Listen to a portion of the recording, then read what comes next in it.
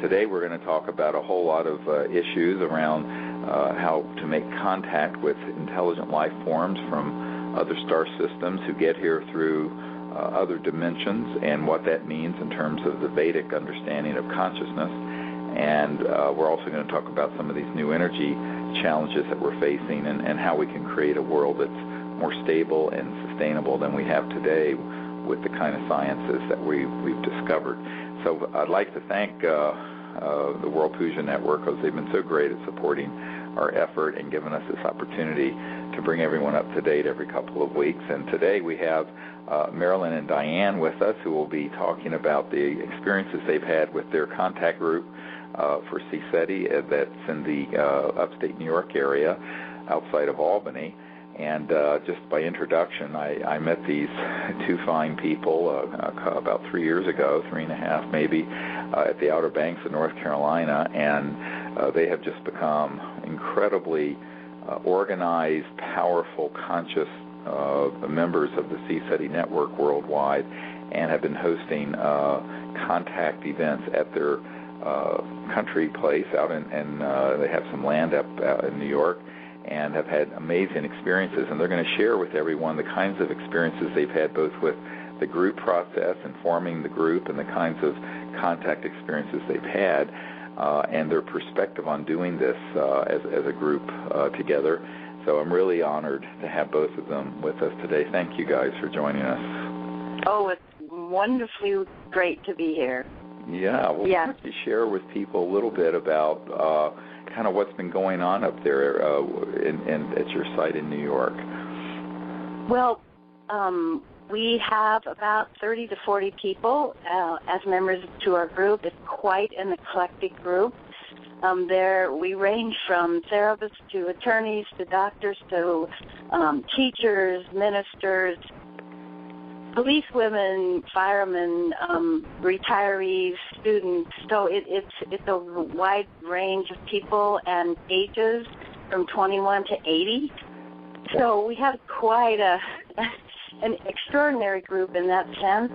And also, what's amazing, Stephen, is they come from quite long distances away. They come from down in New York City and Long Island, from eastern Massachusetts, from western New York, and it's extraordinary that they will drive 3 hours to come and have a whole evening experience, and sometimes drive all the way home afterwards. So it's turned out to be just an incredibly dedicated group, which always impresses me. And as a result, the kind of cohesive consciousness that has developed is extraordinary, and I think that's why we're having the kind of experiences we're having. Last September, we had a group, and we had been seeing, I think I've mentioned on the show before, a golden craft that has come on our property or above us maybe 5 or 6 times. Right. It's very distinct, and it's the same every time in terms of what it looks like. And on this, it had not come to our group. And on this night, we gathered, and I'll just say for a moment how we kind of structure the group, which is from your protocol and from Diane and I going to several of your expeditions. But because our group has become so cohesive, we start the night kind of sharing what's happened since the last group, and everybody shares any experiences they've been having. Well, in September, before we even got to the meditation, and we have this wonderful, by the way, speaker system outdoors, Stephen, where we're able to play your CD meditations. And so we hear your voice kind of rebounding off the trees. It's quite wonderful. And do your meditation. But before we ever got to that in the September meeting, we started seeing several craft high up, and they were responding to our lasers, and they were several flash bulbs and several crafts that moved across the sky, and as we shined our lasers up, they responded with powering up. And then from the northeast, we began to see this incredible light emerge over the trees, and sure enough, it was the golden craft once again. And on this night there was probably about 28 to 30 people, and so everybody, and it moved so slowly, and it sort of just glided over us, and it was probably only 1,000 feet up, which is very close. Right, yes. And it was so bright, the light, but it was so close this time that we could see that it was triangular shaped. We could see the craft itself above the light, and through binoculars, several people saw it very distinctly, and it moved, gosh, I bet it was up in the sky for over a minute, which is quite amazing. And it moved from the northeast to the southwest, and everybody was so affected this night by this golden craft. It just felt like afterwards everybody's hearts, and some people were crying, people's hearts felt so open and so filled with love. And of course, about 5 minutes later, we had 2 military helicopters moving over our house, and we are out in the middle of nowhere. I mean, there's no bases near us. Right. And 2 helicopters came zooming right in, and we'd had so much activity so quickly, and of course, after they came in over our house, after that we had very little craft, at least in the sky, but had a lot of activity more down close to us. Wow. So that was there any sound coming from this triangular? No sound whatsoever. Right. And it was only 1,000 feet up. It was gliding, it almost just like dancing across the floor. It was just, oh my gosh, it was, and it was and silent. How did it disappear? Nothing. Did it just vanish, or did it move? Yeah, pretty much. It vanished behind some trees, like in the south, it seemed. It headed out to the southwest, and the way that it came in, I was sitting there, and I must have felt it behind me and one of the other group members, and I just turned my head, and I started to see this huge glow, and the whole experience began, and then it faded out over the horizon in the same way. Excellent. Yeah, and people who had never seen, I think for some people it was their first experience ever seeing any craft, and it was really life-changing. I mean, it was life-changing for all of us, but I was so happy that people who had never seen anything got to just experience this slow motion glide. It was, it was so designed for our group because there's a lot of trees here, and it just came directly over the center of our group, and it was magnificent. It really was. And Stephen, what was so incredible about it wasn't just the light that was truly not. I mean, you can begin to feel what lights that humans make on aircraft look like. Right. This was so celestial in its feel and appearance, and then you could see the craft. And exactly. It was triangle. And that's what we have always noted, is that the color and it isn't just light, it's actually conscious light, and that it's a transdimensional level where you have a celestial component to this light, even though it's a spacecraft, because their technologies are so advanced that the craft itself is conscious. And this level of artificial intelligence is something most people have never even entertained as possible. But if people can visualize the interstellar civilizations, their spacecraft are not just like driving around in a Ford or something. They're actually materialized out of the matrix of energy of the zero-point energy field, and where space and time and matter all come together. But as they manifest their spacecraft, which are seamless, they have such pure elements in them that the light emanating is at a level of purity and color and energy unlike anything that can be man-made, but also the entire spacecraft is imbued with the consciousness of those who are in it, because they are wired bioelectromagnetically and in consciousness into the craft. And that is actually the central navigating system, is it's the consciousness interface with the technology, which back in 1991 I coined the term consciousness-assisted technology, or CAT. And of course, they also have technology-assisted consciousness, which means that their own consciousness can be projected, amplified, and enabled to affect things in linear space-time through technology. So it goes both ways, both technology-assisted consciousness and consciousness-assisted technology. And, this is, of course, everyone on the World Puja Network gets a sense of this if they understand the Vedas and how the central operating system, as it were, of the whole cosmos is unbounded pure consciousness. But all these interstellar civilizations understand this at the level of scientific reproducibility and manifestation. And, you know, I tell people that, you know, we're just 100 years or so into anything resembling a scientific developed civilization, and we're dealing with civilizations that are in the hundreds of thousands to millions of years more developed than we are. And so yet the color, the light, the energy, and this is why people are affected in their heart chakra and their crown chakra and consciousness so heavily when they have an encounter like this also, I believe, is because the light and the energy that's connecting from the ship to the people is actually an extension of these very highly enlightened interstellar civilizations that are moving and operating out of God consciousness and higher states of cosmic consciousness. That's exactly what everybody in the group felt. They felt literally touched in their consciousness by these beings.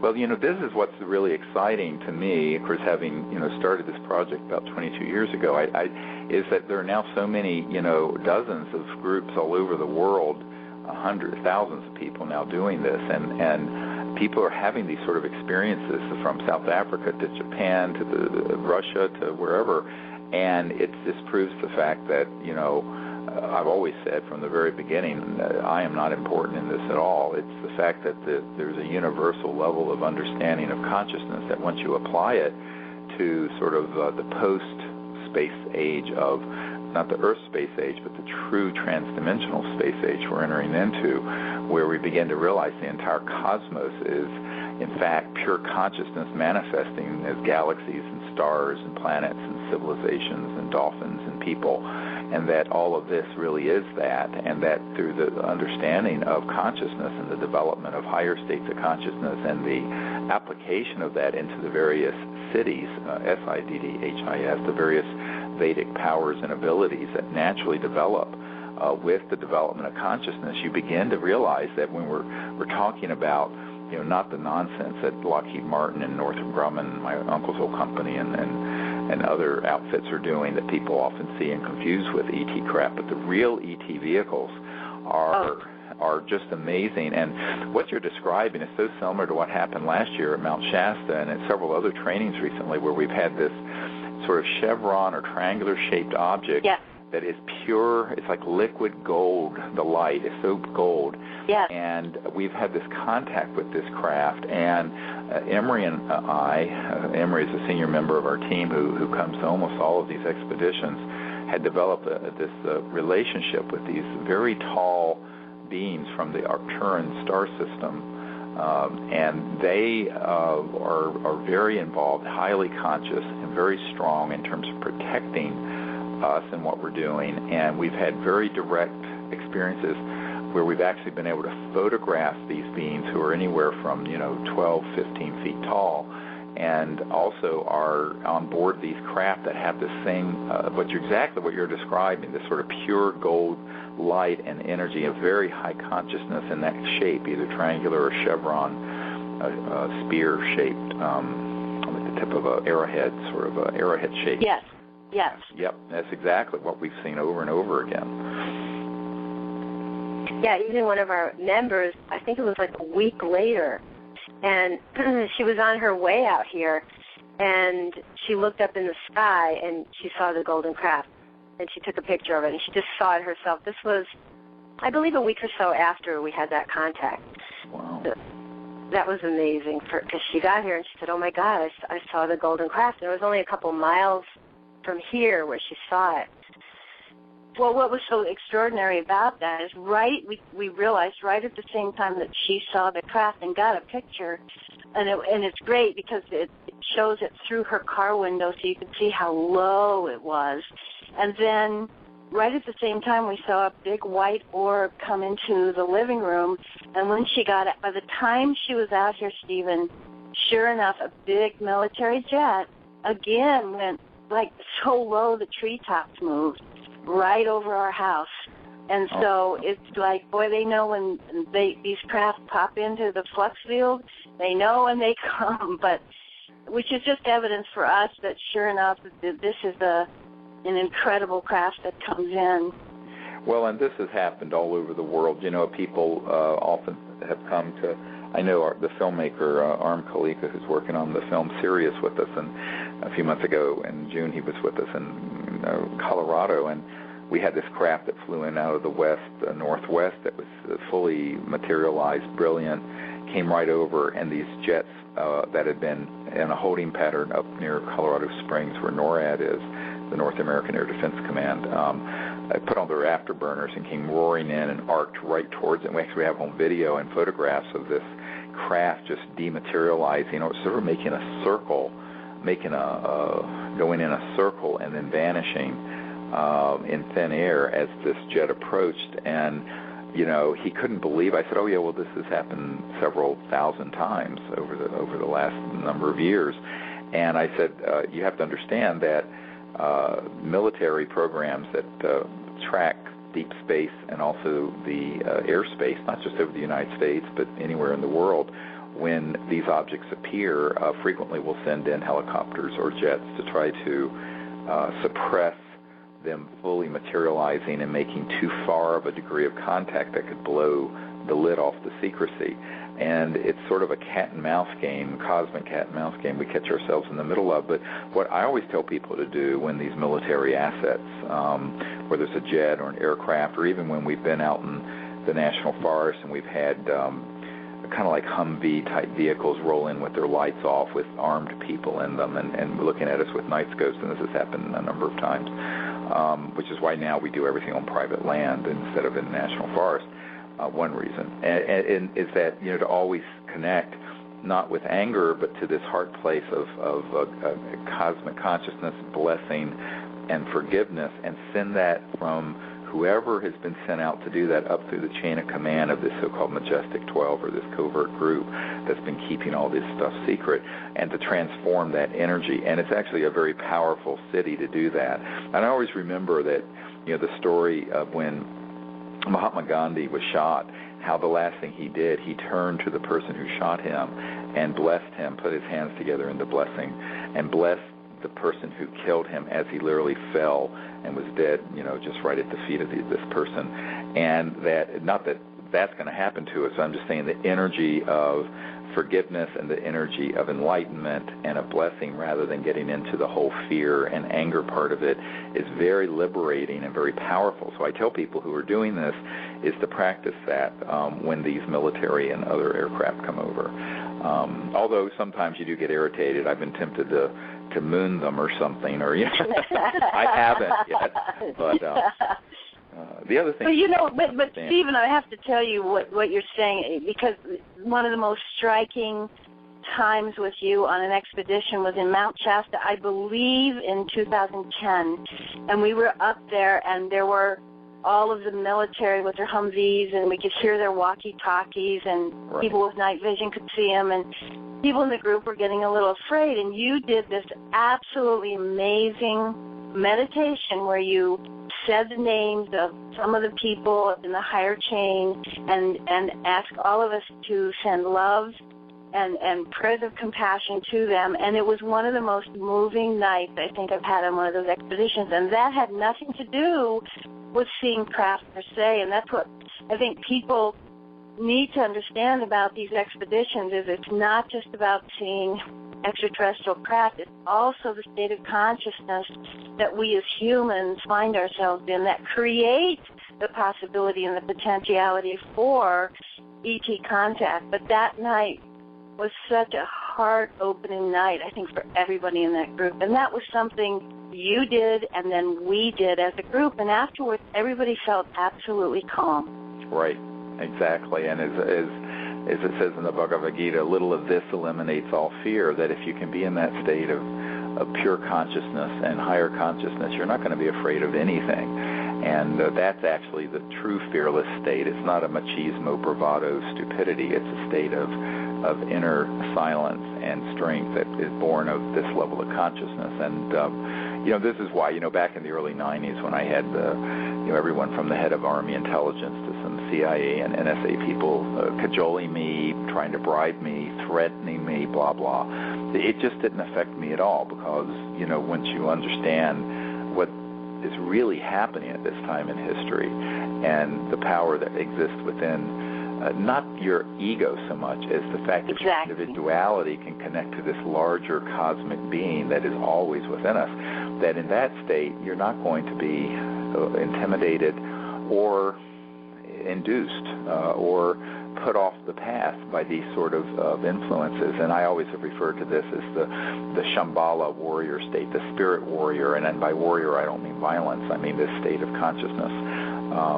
And that's something that takes a great deal more inner strength than just, picking up a club and hitting someone in the head or reacting in anger and revenge. But and ultimately, this is the lesson that humanity is going to have to learn if we're going to go from where we are now into a state of world peace and, of course, universal peace. And one of the things I always point out to people, because so much of the UFO and even New Age community has this false belief of, well, we need to go out there, and there are the good ETs and there are bad ETs, and the bad ETs we need to fight and, have this existential struggle with, sort of like some of the crazy teachings that you find in various places. And I'm going, okay, let's think about this for a moment.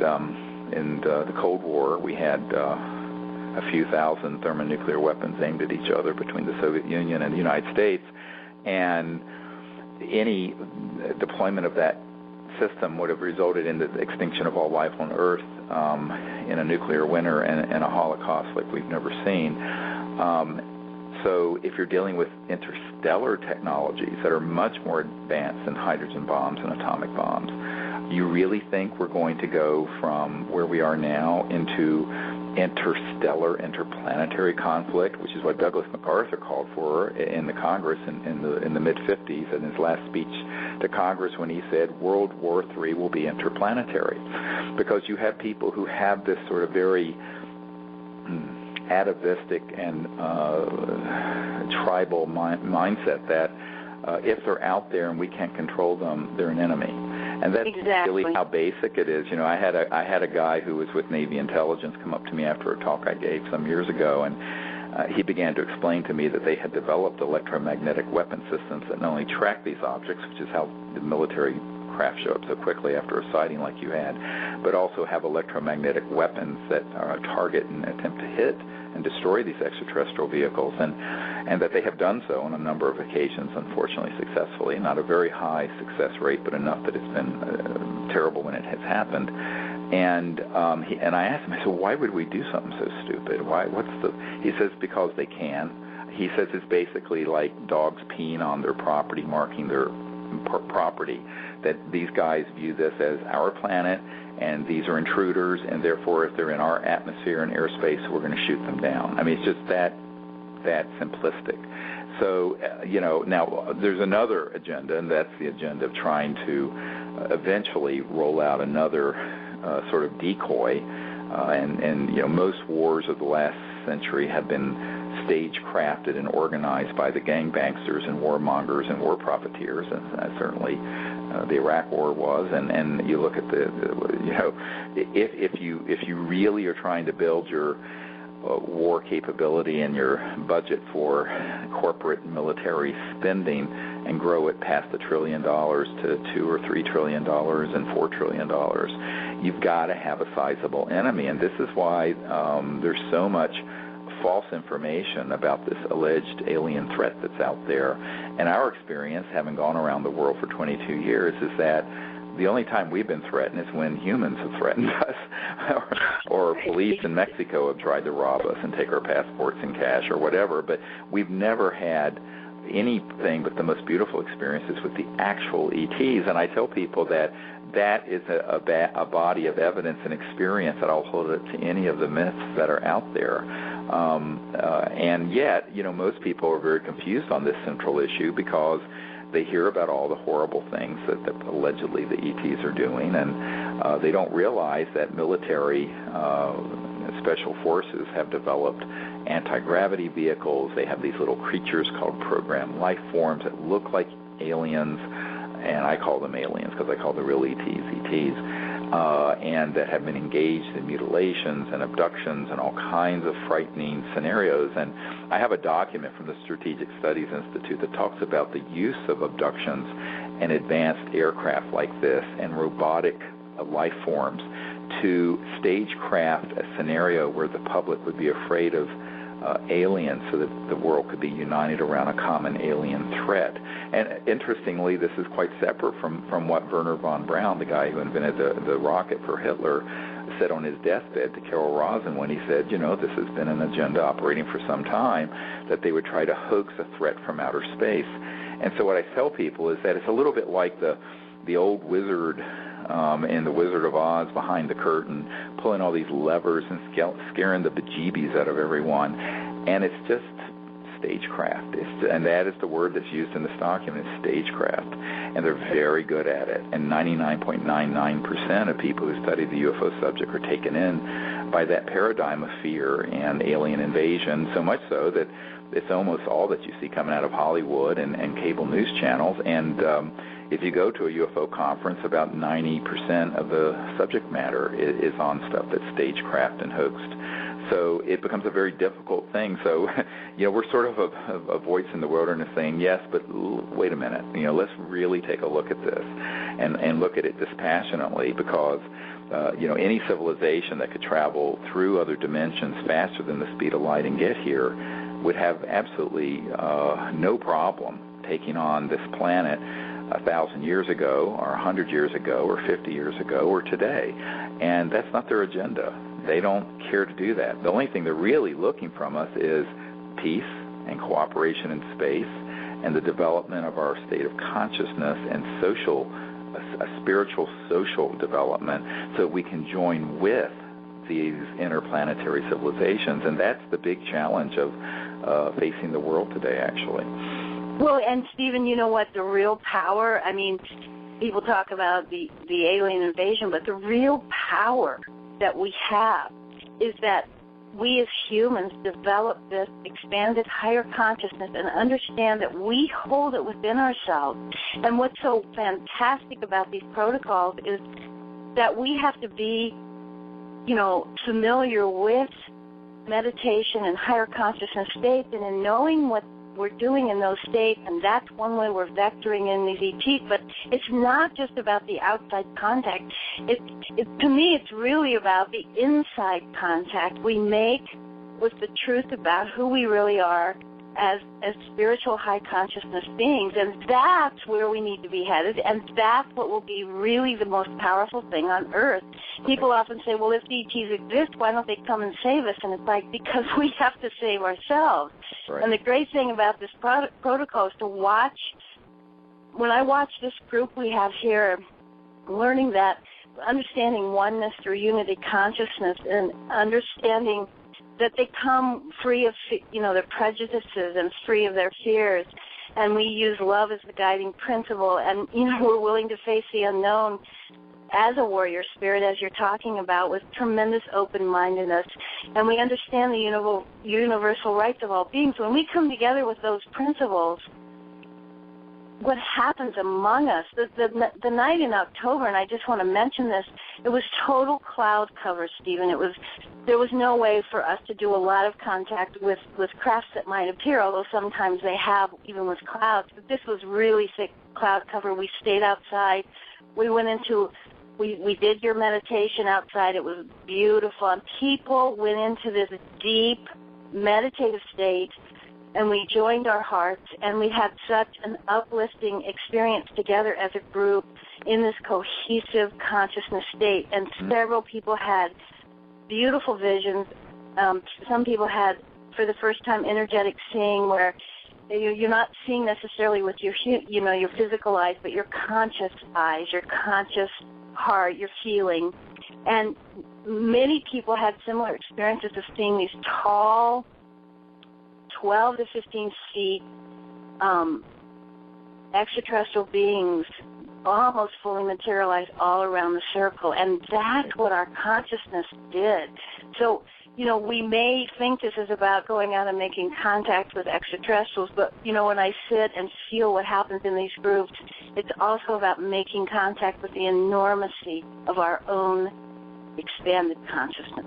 Yeah, when you do and we that, support each other. yeah, and then when you do that, all these other things become very easy, because actually once you're in that state, not only can you remote view with your inner consciousness and see these ET beings that are around us in another dimension, just in the so-called astral area of energy, but you can begin to see more subtle energy, such as the electromagnetic fields.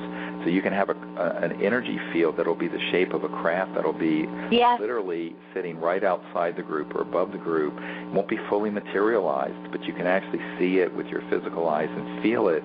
And that perception, and of course in the Vedic traditions is called the development of celestial perception, that as you become more developed in centered consciousness, you're able to see not just only spirit beings and angelic beings or celestial or what have you, or devas or nature spirit beings, but you can also see extraterrestrial craft and beings when they are shifted beyond what I call the crossing point of light, the speed of light, which means that they're in the near astral being just one click beyond linear space-time, but they're emitting a sort of energy that you can sense with your body, you can feel with your heart, you can see with your inner sight, but even with your outer sight, you can begin to see them. Yes. They're all around you, and we've had this happen over and over again, and when people first have this happen, they go, oh my God, they're standing all around us, and they're actually seeing the same thing. Yeah. And multiple people see the same things in the same location.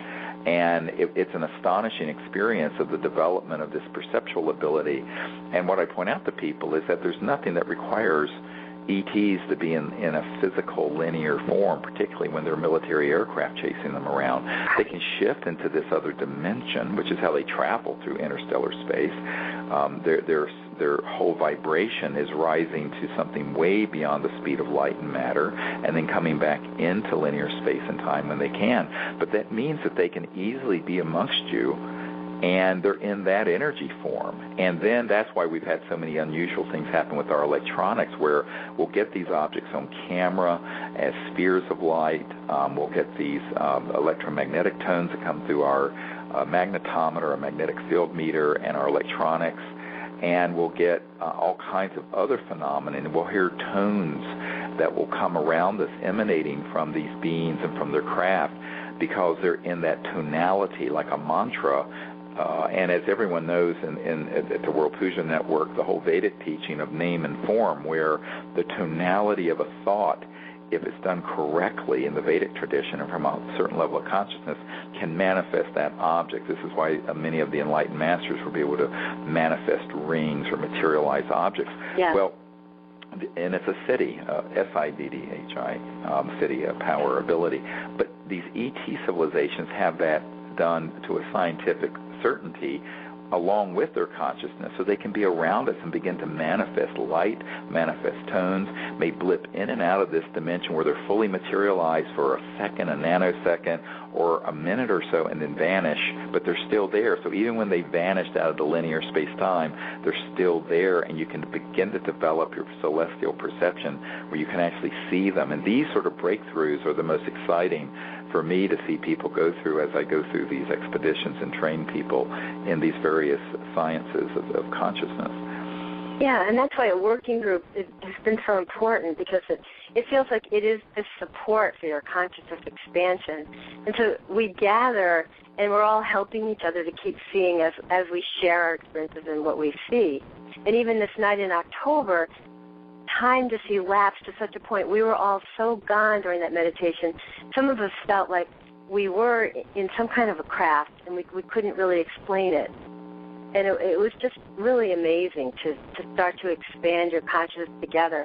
And, right. I've been a meditator for quite a while, but since being a part of these working groups, it's just like the group is so much greater than what one individual can experience. And that's been really profound for me, is to really connect together in this higher state of consciousness. Yeah, there's and wonderful saying, God loves those who work in groups. And, it's interesting, the studies that Dr. Bob John at Princeton Engineering Anomalies Research Lab and others have done with random number generators, in studying consciousness and its non-local effect, even on mechanical and electromagnetic systems, is that if there's one person, say, putting their intent on a random number generator to affect it, it will have a certain effect because consciousness is omnipresent and thought is moving within that field of omnipresent consciousness. So intent and thought will have that effect, which is the core of our contact protocols. Those of you who want to look into that, I'll give you some information in a moment. But if you have two people who love each other or united, the effect isn't twice as much, it's 10 times as much. So if you have a group, so there's this exponential growth in the power, and this is why I'm so excited about having all these hundreds of groups all over the world doing this, and what you guys are doing so beautifully is bringing people together to do this, because it has an effect in terms of transforming the energy of the planet and the trajectory of our future into peace and into enlightenment rather than warfare and collapse. And that this is what's needed, is for people to come together in that state of consciousness and then act from that state of consciousness, as opposed to just intellectualism or reactivity.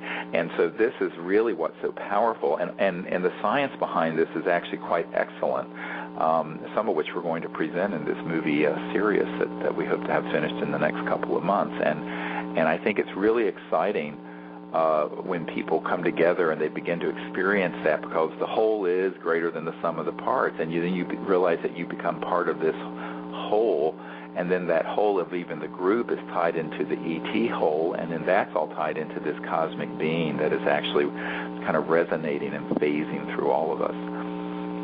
Love it. Yes, well, it's so funny because when we were in that deep meditation, everybody came out of it. We thought 20 minutes had passed, and actually 2 hours had passed. That is perfect. That is classic, actually. And we've had that happen so many times. Actually, we have some photographs where we've been doing, where actually the photography shows a distortion in time, that we'll be doing something, and yes, and we've analyzed these, where Emery will take a time lapse, and it'll be an X amount of time, but the sky will have moved as if it was several X, or what have you. Oh, yes. So strange things. So I tell people, when you're doing these sort of protocols and you're contacting ETs that can come into our space-time from other dimensions, all kinds of things like that happen, and time isn't what we think it is. In reality, it can be separated from space, and it is transcended by consciousness. And so when you're in this deep level of consciousness, time is a different metric. And when you're in these other dimensions, time is a different metric. It's flowing at a different rate, if you will. And so as you go more and more into the state of the changeless, the eternal, the unbounded, time begins to change to where it actually vanishes. And in the transcendent state, the samadhi state that we go into, and that I train people to meditate and go into, there is no time and there is no space, and yet you're omnipresent in space and time at the same time. So there's this paradox of being omnipresent and eternal, and at the same time you can specifically be at any point in space and time, but then your perception of time here on Earth really does change to where a 2-hour period can seem like 15 or 20 minutes. Yes. Yeah, that's been happening a lot, and it's wonderful. It's very freeing. Yeah, and there's an explanation for it, which I very quickly went through. There is a physics behind it in reality. And the science of consciousness is really the big science of the next 1,000 years. We talk a lot about the new energy and anti-gravity technologies, but I remind people that free energy and zero-point energy and energy from the vacuum was being discovered in the late 1800s up through the mid-1900s. We had fully operational anti-gravity vehicles by the mid-20th century. And so the fact that it's been kept secret by a bunch of petro-Nazis and kleptocratic fascists who have robbed us of our destiny by keeping us addicted to this nasty, carcinogenic, linear fossil fuel system is not to say that it doesn't exist. And if people look at the research studies and evidence that's at disclosureproject.org and the orionproject.org, they'll see that, in fact, these are technologies that have existed. And what we really should have been able to move on to by now. And this is where I tell people we're about 50 to 75 years off of our evolutionary timeline, which is why there's so much stress with Gaia, with the Earth and humanity right now, is that it's a perversion of our normal evolution, because the aberration is in the suppression of these wondrous sciences and technologies that should have given us an abundant and peaceful planet in the last 100 years. And during that period, there would have been the advancement of the science of consciousness to where it would have been much more developed in terms of not only its scientific understanding, but in terms of its daily practice amongst the world's population. So there's this retardation of our civilization that we have got to correct and get back on our evolutionary path, because the real big picture is that a very large yuga or era has opened in the last 100 years. It's a 500,000-year cycle, and the hallmark of which is enlightenment and universal peace. And so we're struggling to leave that old Kali Yuga behind and emerge into this era of enlightenment and coherence. But in the meanwhile, there are these very powerful forces that are kicking in, they're just screaming, kicking, stopping, doing everything they can to allow us to go into that new level, because they would no longer become the power centers they are. I mean, the Vatican would not have the power it has. The central oligarchs of the financial world wouldn't. Certainly the fossil fuel system wouldn't, and what have you. And I want to point out to people, because we're doing this interview within days of this catastrophic Sandy megastorm that hit the New York, New Jersey, northeastern area. And as I was seeing this thing unfold, a number of things came to mind. Number one of the reasons that storm got slammed into the northeast instead of going out into the ocean, as they often and usually do, is that there was a big blocking high over Greenland, because there's no Greenland sea ice left. It's all melted. And so there's a high sitting there that normally would not have been, number one. Number two, the oceans really are rising and warming. Number three, we have a grid with electric utilities that look exactly like pictures, if you Google them, back of the late 1800s in New York, where you have power lines with electrical lines running along. So we have a 100-year-old grid system and fossil fuel generation system, when what we should have is, instead of a grid or even a smart grid that we're spending $100 billion of tax dollar money to support and develop, is no grid, where every single home and car would have one of these electromagnetic generators pulling energy out of the flux field of the quantum vacuum and zero-point energy field that's all around us, which is what had been discovered beginning with the late 1800s and the work of Maxwell and Faraday, and then Nikola Tesla and T. Townsend Brown and all the other people that you can read about at the OrionProject.org. The fact is, we don't need a central grid. But you look now, 8 million people at one point were without any electricity in this bitter cold and devastation, when in reality the amount of specific damage was really very coastal and limited, and there was some flooding. But it's the power outages in New York and New Jersey and Pennsylvania and all over, even Virginia and the D.C. area. And most of that was just because you have trees and things falling on power lines that are from a paradigm of electric energy generation and distribution from the late 1800s. And this is really a crime against humanity and a crime against the Earth and Gaia.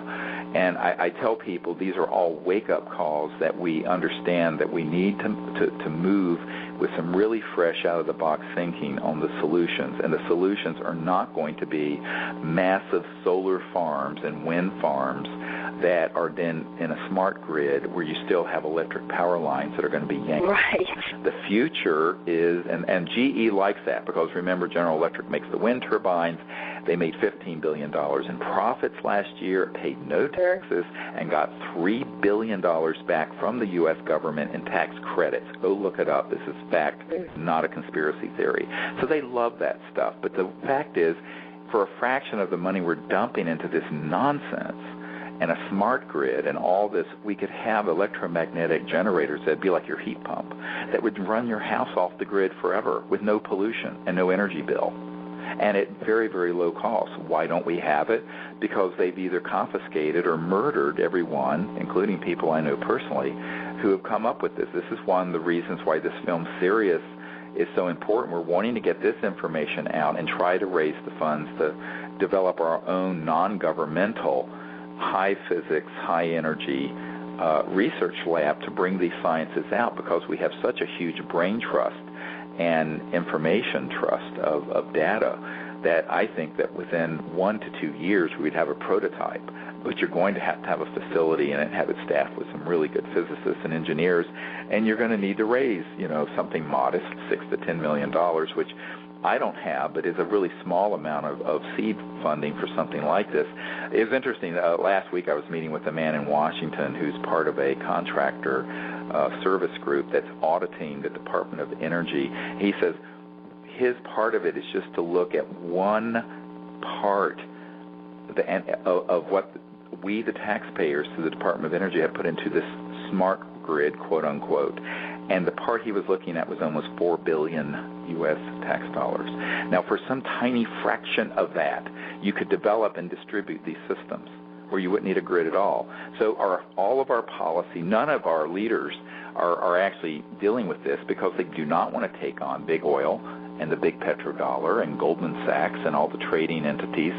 People forget that there's $600 trillion in oil, gas, coal, utilities, stocks, commodities, derivatives that are traded, and our entire financial macroeconomic system is based on people being dependent on that. But imagine if everyone was independent, every village in India and every town in New York State where you are was independent for both agriculture, energy, water, and the abundance, the sort of tide that would lift all ships would be fantastic. However, the 200 or 300 individuals and corporations that now have over half of the net worth of the world would begin to become irrelevant, and that's what the struggle is about. People need to understand that. Not that I'm not trying to tell people a political thing here. I'm just telling people this is the reality, and until we fix this and come together as a people and say, okay, we are going to support the brilliant people who understand the physics and science of these energy systems, we're going to have one Superstorm Sandy after another and one disaster after another where there are going to be millions of people with no power freezing in their homes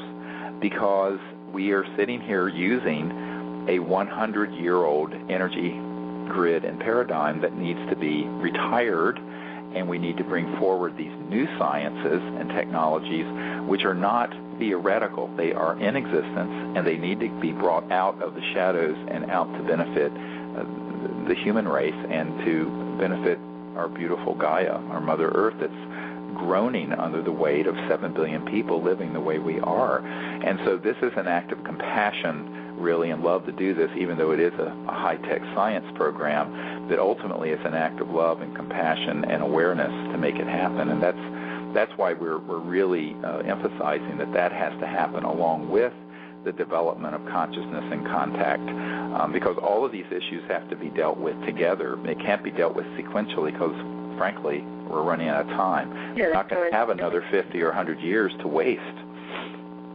Well, and it's interesting, Stephen, because when people are just surviving because their electricity is down and they don't have food and they're just surviving, if you look at neuroscience and what we're finding out about how the brain works, the part of the brain that gets stimulated in survival and trauma is the old brain. Yes. And the part when we're able to thrive and be in a compassionate state, the part of the brain that begins to evolve is the new brain. And that's where the stuff is we need as human beings to develop and manifest for this earth to become a harmonious place. But it's interesting that when we're in the traumas, that's not what we tend to, nor that's what our brain tends to. Right, you go to survival, fight or flight mode, and exactly. that's the antique midbrain. And exactly. Yes, I know, and the higher consciousness centers almost shut down at that point. Exactly. Yeah, and it's understandable because you're just trying to survive. Of course. And this is where, if you look at the whole of humanity, there's 7 billion people. 48% of that 7 billion people do not even have a pot to pee in. They don't have toilets. they don't have running water. 48%. That's a true statistic. Go to the World Health Organization and look it up. And I think what people have to understand is that it's an act of compassion to say, look, we're going to stand up to these dysfunctional institutions and macroeconomic oligarchs and say it's time to do it. But people should understand the President of the United States isn't going to do this. I don't care if it's Obama or Romney. The UN will not do this. No large corporation will touch this because they're not going to bite the hand that feeds them. It's going to have to be a group of concerned citizens who do it for the right conscious reasons. And that's what we're trying to put together. And I think that we have to say, look, we have to empower ourselves to do this. Well, that's the movie, Serious. I mean, that's what it's all about. It's getting that movie out and having a grassroots approach to disclosure. Exactly. And by the way, those of you who want to find out more about what we're doing with the film, it's at serious.neverendinglight.com. And if you can't make it to one of our expeditions, our next one is going to be in a couple weeks, but it's a long waiting list. We've closed it in California, but we're going to be on Marco Island in the Gulf of Mexico, February 3rd to the 9th. So you can go to CSETI.org, and there's a link there to where you can find out if you want to come to that and spend a week with me out on the Gulf of Mexico. It's a beautiful place to go. And then also, you know, if you can't come to one of these week-long expeditions and training programs, you can get the training program on an iPhone app or now an Android app. So there are links to that from CSETI.org also, so that you can actually have it on your smartphone. And if you don't have a smartphone, we have a training kit you can order from disclosureproject.org. So there are all these opportunities for people. Well, and I want to say also, Stephen, that there are about these things. There are groups all over the United States that, you know, do these local study nights, and people even have come to our group, and then they go back to their localities and they form new groups. So that's right. There's all kinds of ways to do this work. Yes, and there's the Global CE-5 initiative where Acosta, you know, coordinates people doing things periodically on the same night, so the whole global community making what we call close encounters of the fifth kind contact, making peaceful contact with these civilizations is done. So all that information is on those websites, and you know, I encourage people to join up with that. And the more people who do this, I mean, we're getting reports from people I've never met, and I haven't trained them, but they've gotten the meditation CD, they've learned the mantra meditation, the remote viewing technique, the contact protocols, and literally these apps turn your phone into a magnetic field meter. There's the whole meditation on them. So they're very expensive apps, and now that we have it in Android as well as the iPhone app, you can, you know, if you have a smartphone at all, you can get this. And I encourage people to do that if they can't attend one of these week-long expeditions, because I know not everyone can do that. But I think people will find that if they do that and just begin to do it with 2 or 3 like-minded people and start building a nucleus, you'll be amazed at the kind of experiences you'll have. Yeah, well, even in our group, a lot of people have not been able to go to your expeditions, but they've taken it so seriously, they've gotten this information, they've studied it, and they're committed, and that's just absolutely inspiring. It is, and I really appreciate it. Well, we started our group with 3 of us that went to the Outer Banks 3.5 years ago, and we came back, and there were 3 of us, and we went out in the field, you know, every month, and it just leaped in the last 1.5 years, I would say. People's consciousness just seem to be turning on, and we're getting calls from all over now for people wanting to come and interested and serious and dedicated, and that's the changing world. Wow. And that's how we become, you know, more evolved humans that can actually transcend this planet, and in that way, perhaps at some point we can be members of this wonderful intergalactic community. Well, actually, we're members now. It's just a matter of us accepting the invitation. The invitation has gone out. That's why they're here. They're waiting for us to answer a call. You know, I said when I formed CSETI 22 years ago, there's a cosmic call going out, but no one's listening. But if well, there you go. All right, so if you listen, you'll hear it, and if you answer it, they will accept you. If you do it with the right ethics, with an open mind, without fear and prejudice, and grounded in this state of consciousness that's cosmic. Because ultimately, since these are non-human intelligent life forms, it goes even beyond quote-unquote humanity. It goes into the core of our conscious sentient capability as awake beings. And once you're in touch with that, then you can be an ambassador to the universe. You can be someone who can make contact with any species from any planet, because you've transcended even the broadness of the sense of humanity. You're now in this state of universality of consciousness, which is really our ultimate home and goal anyway. And see, once you're in that state, then the universe flings its doors open to you. And that's what I found, is that if people make a little bit of effort in that direction, they'll be astounded at how many ways that the ETs will then begin to enter their lives, their electronics, their homes, over their house, what have you, in all kinds of mysterious ways that are mind-blowing, because they're actually eagerly looking for people who are waking up and are willing to join